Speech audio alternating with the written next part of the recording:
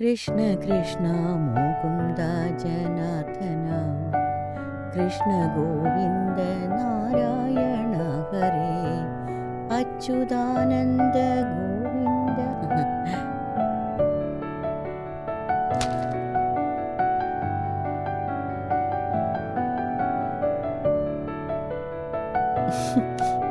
വാ വേഗം വാ. വാ.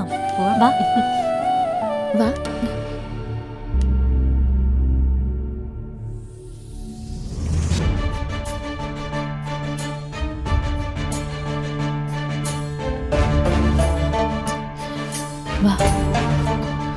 വാ.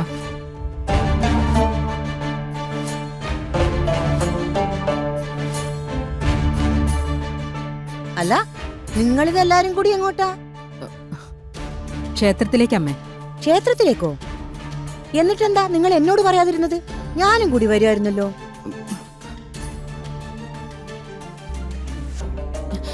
അത് പിന്നെ അമ്മേ, ഒരുപാട് പടിക്കെട്ടുകളുള്ള ക്ഷേത്രമാ. അമ്മയുടെ മുട്ടുവേദനയും കൊണ്ട് ആ പടികളൊക്കെ കേറാൻ പാടായിരിക്കും. അതാ വിളിക്കാതിരുന്നത്. അല്ലേ നാത്തുനെ? അതെ അതെ. എന്നാ ഒരു കാര്യം ചെയ്, ദുർഗയും കൂടി കൊണ്ടുപോ.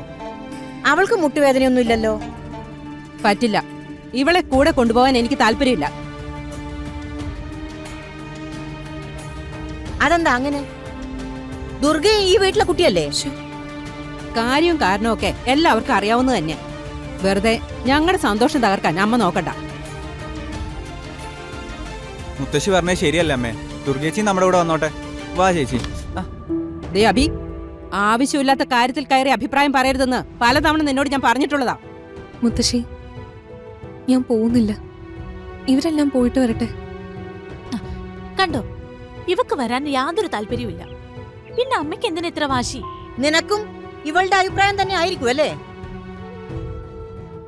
ഇതൊന്നും അത്ര നല്ലതിനല്ല. മുത്തശ്ശി, എല്ലായിടത്തും നിറഞ്ഞു നിൽക്കുന്ന ചൈതന്യമാണ് ഈശ്വരൻ. ഭഗവാനെ കാണാൻ ഒരുപാട് പടിക്കെട്ടുകൾ കയറി പോയിട്ടൊന്നും ഒരു കാര്യമില്ല. മുത്തശ്ശി. നല്ല മനസ്സുണ്ടാവണം, എന്നാലേ ദൈവം അനുഗ്രഹിക്കൂ.